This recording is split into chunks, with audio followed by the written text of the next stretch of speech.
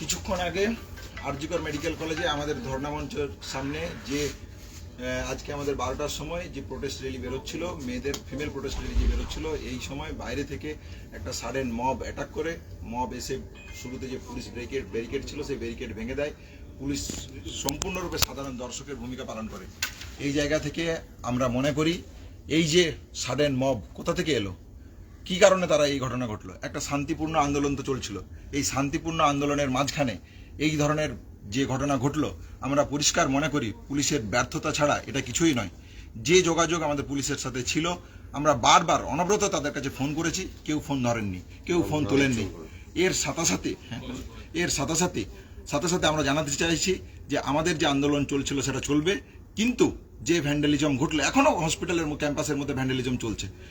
আমরা চাই অতি দ্রুততার সাথে এই ভ্যান্ডালিজম বন্ধ হোক, অতি দ্রুততার সাথে এই ভ্যান্ডালিজম বন্ধ হোক। কিন্তু তবু আমরা এই কথা জানাতে চাই যে কার মদতে, কার দায়িত্বে এই ধরনের ঘটনায় একটা পিসফুল প্রোটেস্টের পর ঘটনা হলো। পুলিশ প্রশাসনকে, রাজ্য সরকারকে এই জবাব দিতে হবে।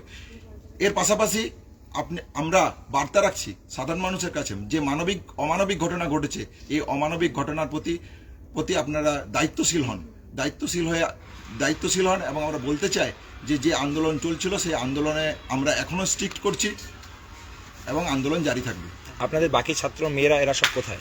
প্রত্যেককে বিভিন্ন হোস্টেলের মধ্যে আমরা পৌঁছে দিয়েছি। আমরা একটা এলটির মধ্যে আছি এবং বিভিন্ন জায়গাতে বিভিন্ন লোকজন আমাদের যারা আন্দোলনকারী ছিল তারা আছে, তাদের সাথে ফোনে যোগাযোগ করে যেটুকু এই মুহূর্তে বুঝতে পেরেছি তারা সেফ ফিল করছেন না। হোস্টেলের মধ্যেও একটা জায়গাতে সেফ ফিল করছেন না। ওয়ার্ডের মধ্যে ডাক্তার যদি সেফ ফিল না করতে পারে, যে প্রশ্নটা বারবার আসলো নিরাপত্তার প্রশ্ন, সেফটির প্রশ্ন, সেই জায়গাটা এখনো ধোঁয়াশার মধ্যে থেকে যাচ্ছে। আমরা পরিষ্কার কথা বলতে চাই, যে সেফটির জন্য এই আন্দোলন, সেই সেফটির প্রসঙ্গ কোথায়? পুলিশ প্রশাসন, রাজ্য সরকারের ব্যর্থতা কোথায়? রাজ্য সরকারের টোটাল ব্যর্থতা ছাড়া এর অন্য কিছু হতেই পারে না। তারপরেও আমরা বলে যাচ্ছি যে আন্দোলন আমাদের শান্তিপূর্ণ উপায়ে যেভাবে চলবে। সাধারণ মানুষ থেকে সমস্ত স্তরের মানুষ আমাদের সাথে পাশে থাকুক।